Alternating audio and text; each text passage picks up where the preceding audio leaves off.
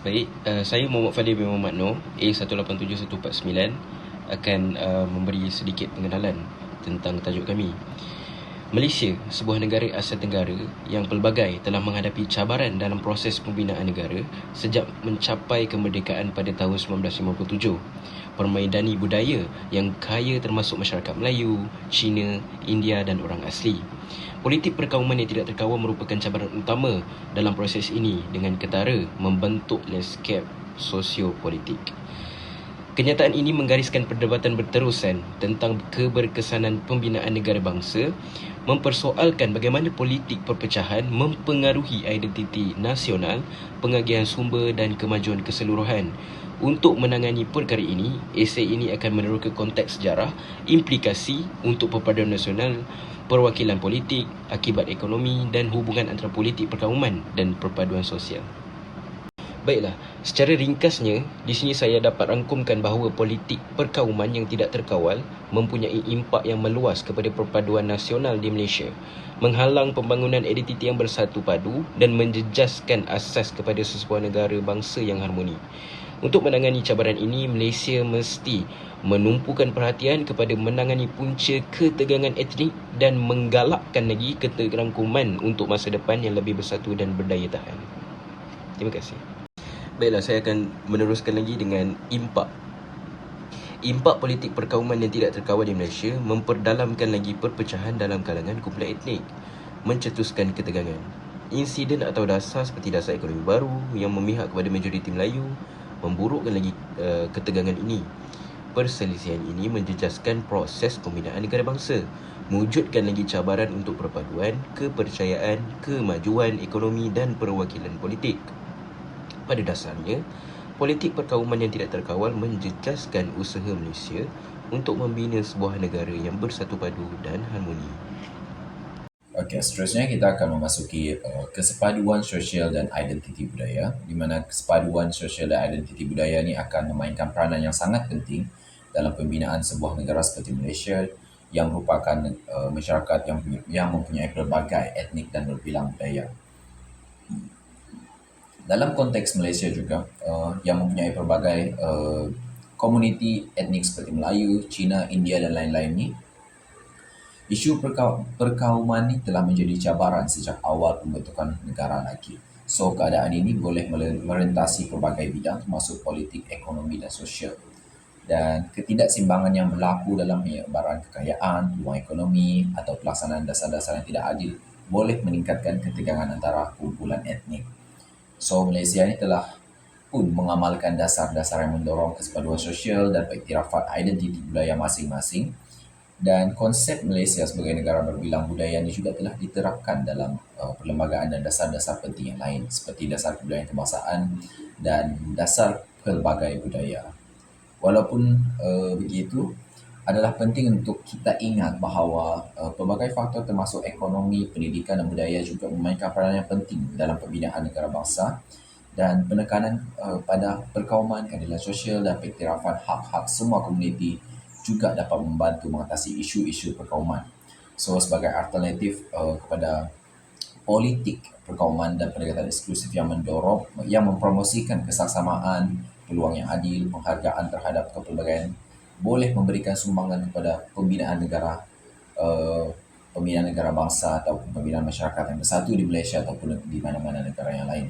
So, peningkatan kesedaran dan penghayatan nilai-nilai perpaduan serta keadilan sosial ini juga boleh membantu mengatasi cabaran-cabaran ini dengan menggunakan penggunaan bahasa Malaysia sebagai bahasa rasmi negara telah membantu membina kesepaduan sosial.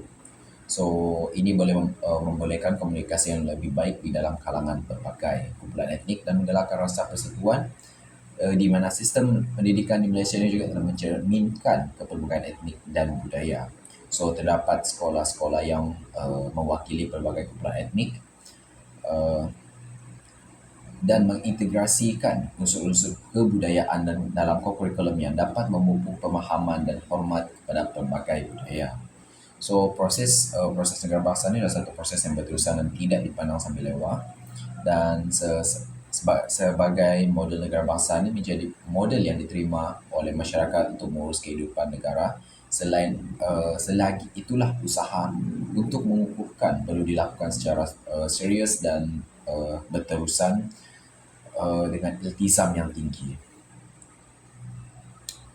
Dan masyarakat pelbagai etnik dan budaya serta agama juga mempunyai ciri-ciri utama, merupakan ciri-ciri utama negara di dunia pada hari ini, dan hanya segelintir daripada lebih 192 negara yang bernaung di bawah panji pertubuhan bangsa-bangsa bersatu bercirikan masyarakat monoetnik, di mana persaingan dan konflik antara etnik sering berlaku di negara-negara yang berlatar belakangkan masyarakat pelbagai etnik.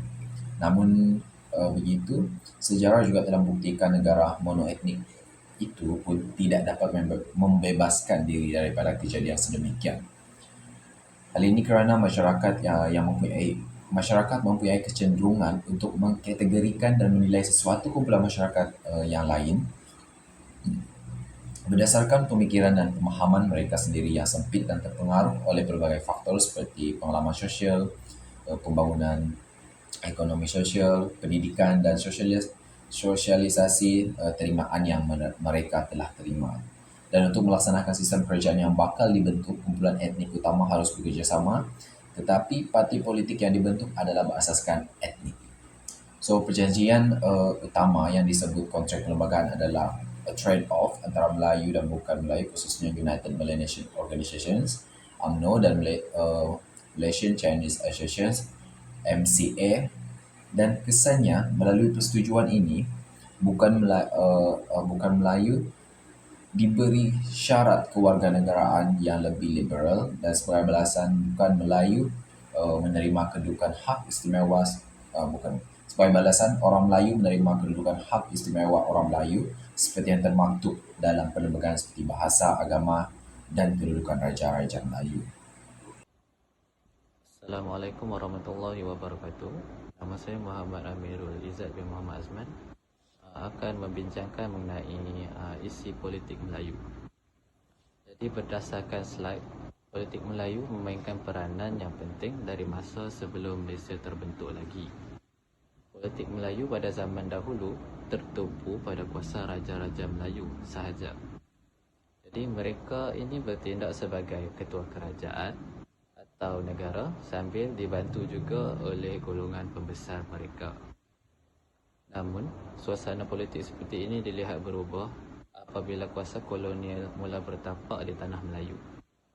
Jadi kuasa kolonial, terutamanya Inggeris, bertindak mengubah sistem kehidupan dan aliran pemikiran masyarakat Melayu pada ketika itu. Jadi bermula dengan sistem pentadbiran, mereka juga merubah kepada sistem politik, ekonomi, sosial, budaya dan seterusnya pendidikan. Jadi hal ini jelas melunturkan kuasa raja-raja Melayu ketika itu. Seterusnya, semasa zaman kolonial, berlaku proses transformasi kuasa raja kepada kuasa politik rakyat. Jadi orang Melayu telah diajar untuk berpolitik melalui sistem kepartian dan sistem perkongsian kuasa, serta diperkenalkan kepada sistem raja berperlembagaan seperti yang diterapkan di Inggeris. Jadi kewujudan sistem pendidikan bercorak barat memberi pengaruh yang besar terhadap pemikiran orang Melayu pada ketika itu. Ini telah membuatkan lahirnya segolongan orang Melayu yang berjiwa nasionalis serta memperjuangkan kemerdekaan tanah Melayu.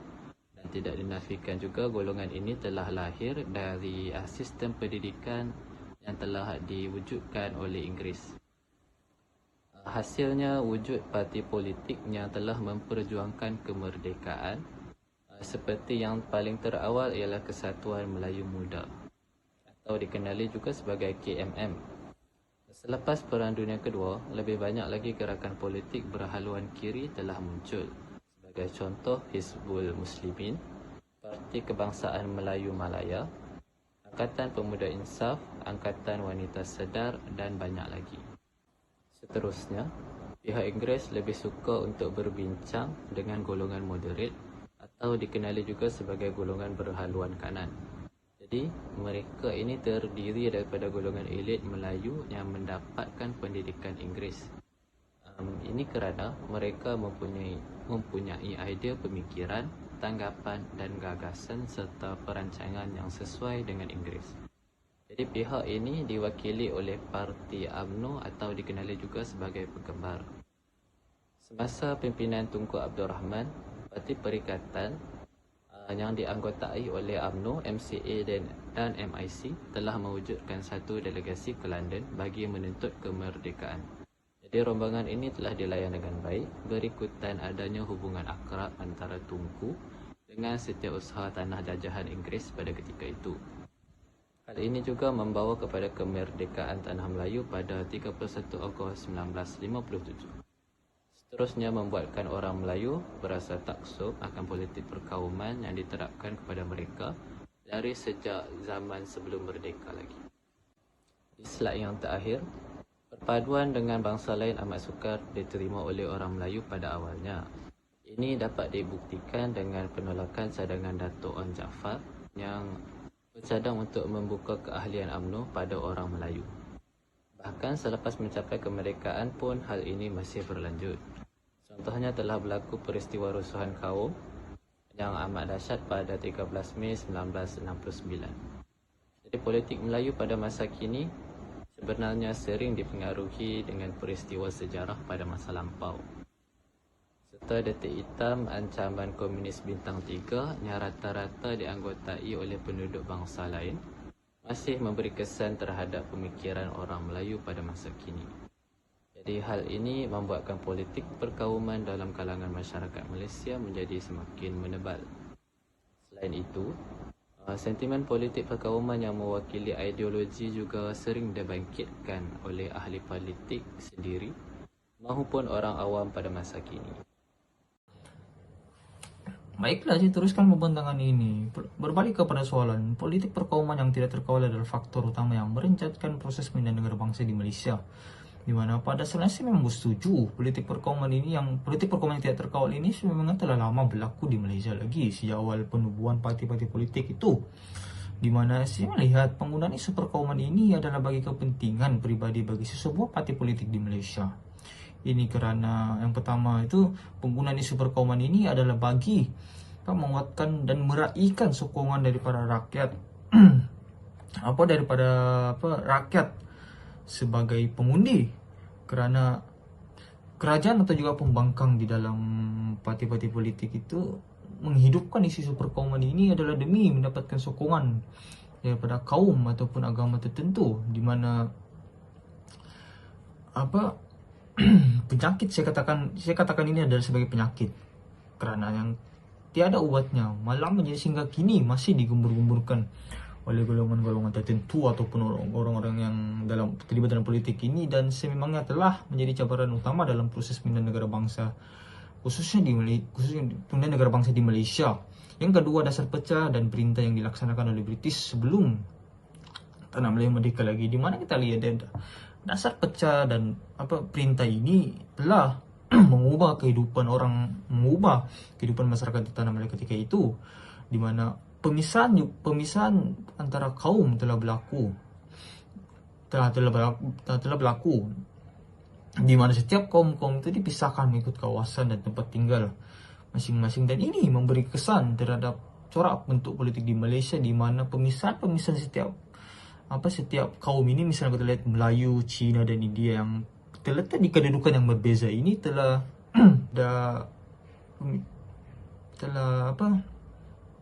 menyebabkan wujudnya tuntutan daripada kaum-kaum masing-masing, sehinggalah membawa kepada pembentukan parti-parti politik di Malaysia. Kalau kita lihat di situ UMNO yang mewakili kaum Melayu ketika itu, yang kita menuntut dan memperjuangkan hak orang Melayu. Begitu juga dengan kaum Cina yang mewakili parti MCA, itu Malaysia Chinese Education, dan India MIC yang Malaysia Indian Congress, yang masing-masing berlambat menuntut dan memperjuangkan hak masing-masing. Dan ketiga, sentimen isu perkauman di Sabah dan Sarawak. Mengapa saya mengaitkan isu ini? Karena saya melihat di mana, misalnya di Sabah, di mana setiap kali menjelang pilihan raya umum, isu-isu perkauman isu perkauman ini saya lihat sering dimainkan oleh parti-parti politik tertentu. Malah misalnya kita lihat di Sabah ini dan banyak parti-parti politik misalnya warisan, begitu juga warisan misalnya GRS Gabungan Rakyat Sabah turut memainkan sentimen yang sama, isu-isu perkauman demi mendapatkan ataupun meraih sokongan daripada rakyat sebagai pengundi. Begitu juga yang di Sarawak, parti-parti seperti GPS yang mendominasi keseluruhan Sarawak itu juga memainkan isu perkauman, walaupun pada asalnya kita tidak melihat walaupun pada asalnya kita tidak ketara isu perkauman itu dimainkan, tetapi asalnya telah dimainkan untuk meraih sokongan daripada kaum-kaum di Sabah dan Sarawak itu. Dan keempat itu kerajaan ataupun pembangkang menggunakan isu perkauman bagi mengalihkan perhatian daripada isu sebenarnya, di mana isu perkauman yang ini boleh menjadi satu cara untuk mengalihkan perhatian umum daripada isu-isu yang lebih penting ataupun membimbangkan, di mana dalam keadaan ini kerajaan ataupun pembangkang dalam penglibatan mereka dalam politik mungkin menggunakan isu perkauman ini adalah demi mengalihkan perhatian orang ramai daripada isu-isu ekonomi, korupsi, atau juga prestasi kerajaan yang lemah. Samping itu terdapat juga elit politik yang tidak bertanggung jawab sama pihak kerajaan ataupun pembangkang yang memainkan isu-isu perkauman ini untuk memecah belahkan pengundi. Jadi saya melihat penggunaan isu perkauman ini juga digunakan oleh setiap parti itu, malah sehingga mencetuskan persaingan di antara kaum dan agama di Malaysia ini. Jadi saya melihat isu ini membolehkan kerajaan atau yang pembangkang memanipulasi situasi politik untuk kepentingan mereka sendiri. Akhir sekali adalah penting untuk menghormati prinsip-prinsip demokrasi dan hak asasi manusia dalam menyampaikan pandangan politik tanpa mendorong permusuhan atau diskriminasi berdasarkan perkauman, di mana hanya dengan bersama-sama mengutamakan perpaduan dan kemudian kita dapat mencapai masyarakat yang inklusif dan harmoni tanpa mengabaikan perbezaan yang wujud dalam realitinya. Isu perkauman yang sentiasa dibahaskan adalah disebabkan sistem politik itu sendiri sebenarnya, dan dasar-dasar ini yang dilaksanakan ini bukanlah disebabkan oleh masyarakat bilang kaum yang wujud di dalam negara ini. Keistimewaan kaum Melayu serta Bumiputera melalui kontrak sosial telah menguntungkan mereka secara tidak langsung, karena kontrak sosial yang dipersetujui antara pemimpin-pemimpin UMNO, MCA, dan MSC ini semasa mau mencapai kemerdekaan tidak memberi sebarang keuntungan kepada kaum dan lain. Jadi oleh itu, politik Malaysia yang kini bersifat lebih kerap memainkan isu perkauman adalah sukar untuk dibendung dan dihakis karena masih wujud tuntutan-tuntutan yang melibatkan kaum masing-masing. Di samping itu wujudnya parti-parti politik yang berteraskan etik dan kaum akan menyukarkan lagi sentimen ini untuk dihakis. Hal ini sedemikian karena parti-parti ini masih lagi mengutamakan kepentingan kaum masing-masing berbanding kepentingan nasional. Jadi oleh itu perpaduan nasional yang ingin pasti dapat dikecapi sekiranya sentimen perkauman ini dibuang dan dihindarkan. Segala permasalahan dan rasa tidak puas hati sesama kaum ataupun parti itu patut dibincang secara terbuka di antara tokoh-tokoh pemimpin kaum tersebut. Isu-isu sensitif ini perlu dibincang dengan baik supaya dapat diselesaikan secara cepat dan baik. Usaha yang lebih mantap perlu dilakukan dalam mengatasi semangat perkauman dalam perkembangan politik Malaysia supaya Malaysia akan lebih positif dan maju dari segala berbagai aspek.